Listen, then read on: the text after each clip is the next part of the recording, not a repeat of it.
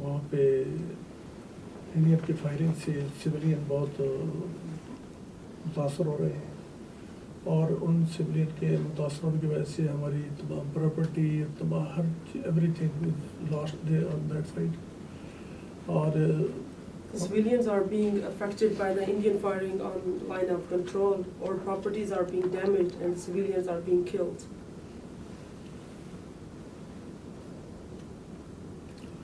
और इरादतन जब भी उसकी ये फायरिंग होती है और सिविल पॉपुलेशन के ऊपर होती है, कंट्रोल लाइन के ऊपर, हर आदमी जो है वो बहुत मुतासर है. और ऐसी सूरत में हम ये चाहते हैं कि आपका बड़ा रोल है और आपका ये प्रॉपर टाइम है कि इंडिया को इस बात पर लाया जाए कि इंडिया जिस इशू के ऊपर ख़ुद गया था UN में के अंदर, इस मसले को हल किया जाए, और आज उसी की खिलाफ वर्जी की जा रही है, जो मैं समझता हूँ ये अच्छी लाइन नहीं. और वेयर एज के उसने उस वक्त रेजोल्यूशन के एक हिस्से के ऊपर तो अमल हो रहा है कि सीज़ फायर लाइन भी हो गई, जो रेजोल्यूशन पास हुआ सीज़ फायर लाइन उसके ऊपर कायम है. लेकिन उसका वो जो दूसरा हिस्सा है जिसके ऊपर डीमिलिटराइजेशन का सिस्टम था, और हमारी जो राइट ऑफ सेल्फ डिटर्मिनेशन मिलना था, जिसके रेजोल्यूशन यहाँ से पास हुई थी, उसको अभी तक उसके ऊपर अमल नहीं हो रहा है.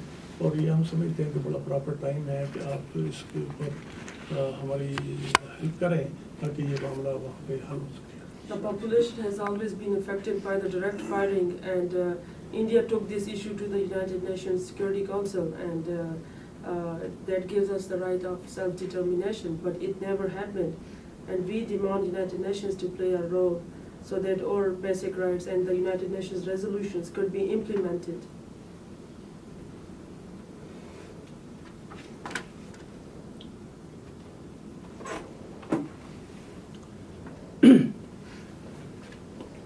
Thank you. May I ask you a question? Can United Nations play a role on the Kashmir issue?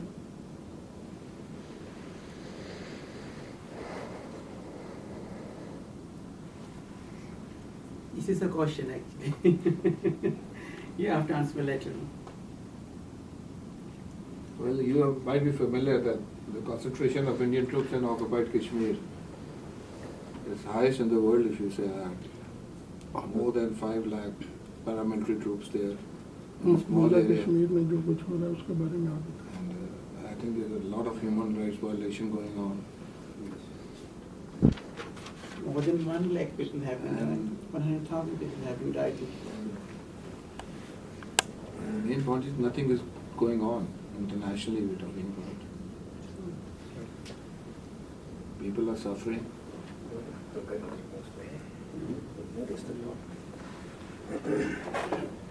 So we all hope and expect that UN should come forward and play some role in it. Especially the tension also escalates between India and Pakistan due to Kashmir. So you have to touch Kashmir. You can't put it on a sideline and you expect that the relations between India and Pakistan are going to move forward. So this is a hard fact.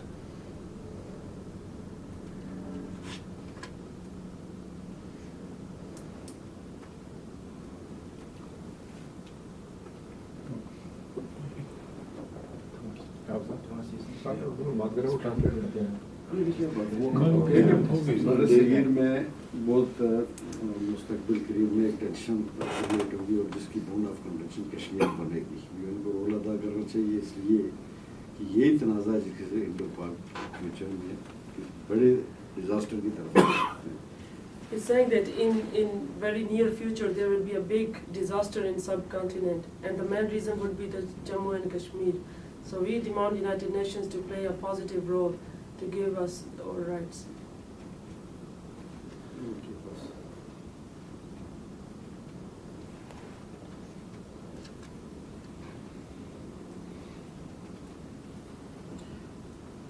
Javed sahab, aap kuch keh rahe the in your constituency?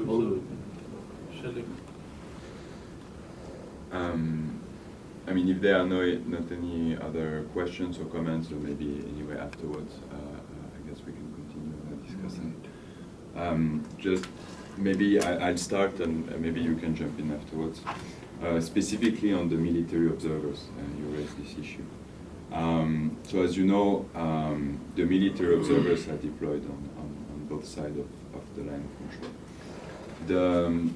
The mandate that they have dates back from 1951. They were deployed in 49 first as part of this United Nations Commission for India and Pakistan.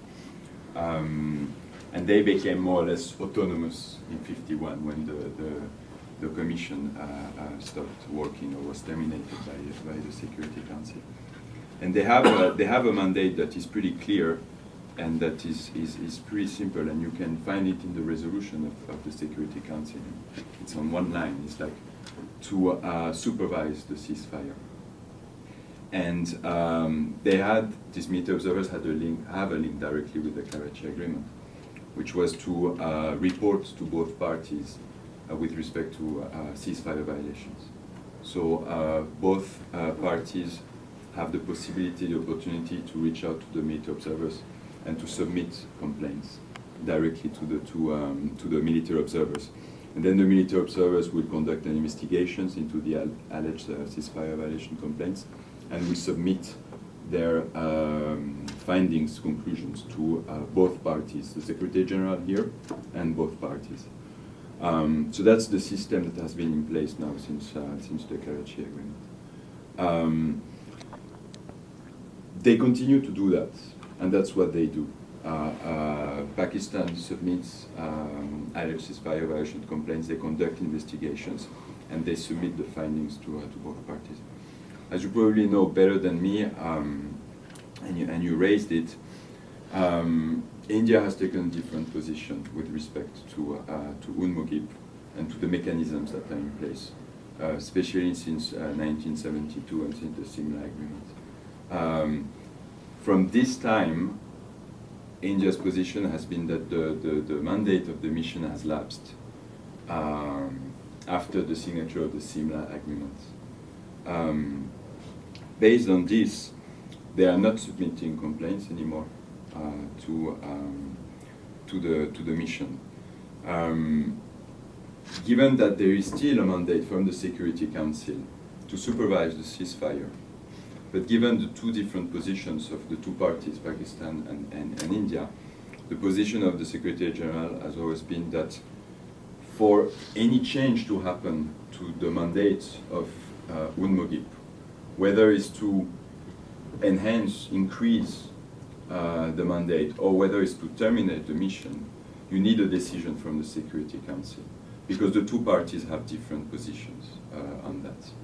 But since then, since the different positions of the two countries, the Security Council has not taken a position on this. So the mission continues to conduct its work in the given conditions, which are, as I explained, the different positions of the two countries. The mandate, again, is clear, is supervising the ceasefire. The mission, to its best capacities, continue to do that. Every time a complaint is submitted, right now it's only by Pakistan, they always conduct their work, they always conduct the investigations, and they always share the findings with the two parties. But again, given that the Security Council has not changed in a way or another the mandate of the mission continues to conduct its activities based on the mandate that it's given to it. So this is the situation with respect to the mission. But the work is still ongoing, and the investigations are always shared with both parties, with the militaries of both parties. Again, maybe it's the way to jump to you. The mandate of the mission remains limited to the supervision of the ceasefire. So I cannot express anything related to more the political dialogue that you raised, maybe on this. Just a question for you. Yes. So, violation of the ceasefire, does they report that? They report to both parties. And you also? To UN also? To the Secretary General, yeah, yes. they report yes, that. The it's violation reported that to takes place. Yes. And the damages that cause, they also report that. Yes. The property and life damages, Yes, they all report that. based on the investigations that they conduct, they have a pretty clear way to conduct investigations. in cooperation with both parties, or the parties at least if they want to cooperate, and taking witnesses' statements, collecting physical evidence of any cases to come out to their conclusions. You must be aware quite a few violations of ceasefire going on right now. In 2-3 months back, there were a lot of violations. So that is our concern, because basically our life, people of our area, their life and property get damaged with that. So that is the main issue. Yeah, I completely understand. And it's just putting it just to the two countries. I think UN should little bit have to put forward with something on that. Obviously, because it is causing a lot of damage to us. I hear you, but the peacekeeping mission Mandate is limited. is given like this. I don't know if you want to add something. Yes, in terms of from the political perspective, the UN has always been worried about the situation between Pakistan and India, because both countries are nuclear power, have nuclear weapons, and in the past the two countries already fought three wars, and so the potential is we understand the seriousness of the problem, but you see, the problem is now for facing the UN is one of the countries, India, doesn't want to engage either with UN or with Pakistan. As you can recall, like 1 month ago during the General Assembly, Prime Minister of Pakistan, Prime Minister Sharif, proposed a 4-point, nuclear the initiative, peace initiative, but the next day, the Foreign Minister of India, rejected. Basically, she said, for India, they only need 1 point, not 4 points, which is counterterrorism. But for India, I think for Pakistan, I think they have much more concerns. Basically, you said, Kashmir need to be addressed. So it's more, I think there are some difference between two countries in terms of priority. For Pakistan, maybe you have terrorism, you also have Kashmir, you have other things to be addressed. And for India, they said, oh, okay, if you want to talk to us, you have to deal with the terrorism threat first. So I think maybe for UN, I think of course, at the highest level, the Secretary General of the United Nations knows everything. In his talks with the leaders of Pakistan, with leaders of India, he will always stress the need for the two countries to come together to negotiate. But it's up to now. I think it's up to the two countries, the leaders, to maybe to do something between themselves before come to the United Nations. I don't know how that can be addressed, but for us, the Secretary General has always said, his clear offices is available as long as the two countries request, as long as the two countries agree. If the two countries agree, the United Nations can provide assistance in terms of, I think perhaps some confidence building measures between the two countries, maybe from the local level, like Kashmir people between the two sides, people can exchange, have some exchange of, the visitors and trade also. Yeah, entry, yes. Maybe from the local level, then you start, working together with each other. Maybe from bottom up, then the United Nations can do something to help the two countries. Of course, from last year, the international community has high expectations for the two countries, because after the election of the new Prime Minister Modi became the Prime Minister, President Sharif actually visited India, and actually the two countries has planned at least 2 meetings. Both were cancelled at the last minute because of difference on Kashmir and the participation and the agenda of the meetings. So for United Nations, we see some potential for the two countries to engage each other, but of course there's some major obstacles for the two countries, two parties need to engage each other first before we can help you guys to help each other. So we have some for United Nations, we face some dilemma. We stand ready to help, but we don't know how to actually provide the substantive, support if one party like India doesn't engage with Pakistan or with the United Nations. So that's our the dilemma we're facing. So the United Nations will always stand ready to help. That's our position. The Secretary General said, his good office is always available if the parties requested his assistance. But the problem lies there, and it's a complete deadlock. Yes, that's We understand. there was some movement back, but nowadays it's complete deadlock. Yes. And yeah. as far Kashmir is concerned, we have got the divided families also, as you must be knowing. So it's a great concern for Kashmir, and we think that UN has to play a role because we are on your agenda also, Kashmir especially. So you have to break the deadlock. Yeah, the issue has been on agenda since 1950s, 40s, Right. but you're also aware since 1972, 71 that the case has not been taken up by Security Council. That's why the issue is being basically impossible for 40 years because if Security Council doesn't take up this issue, the Security Council, the Secretary General has not too much can do because this issue first of all is the security, it concerns peace and security of the region. So the Security Council need to take some action. That's the first first line of order.